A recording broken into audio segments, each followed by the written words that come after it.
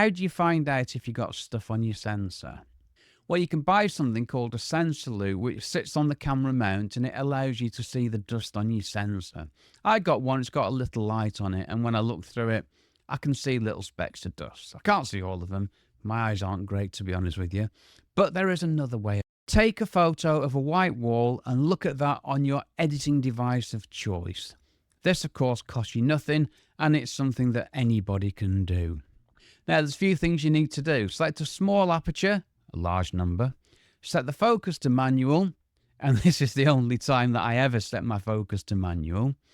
You turn the focus ring to the closest setting so the wall is completely out of focus. Select AV mode, a low ISO, and take a photograph of the white wall. You can do the same with if you're out and about. You can, well, if you haven't got a white wall, to be fair, you can do the same when the sky's nice and bright. A nice blue sky works, actually, to be fair, but the lighter something is, the easier it gets, but a blue sky is fine. Next thing, look at the test image in your editing software of choice. You can zoom in on the photo, and if there's any dust or anything else on your sensor, it will actually show itself in the photo. And you might see tiny hairs. They get everywhere, even when you're as bald as I am.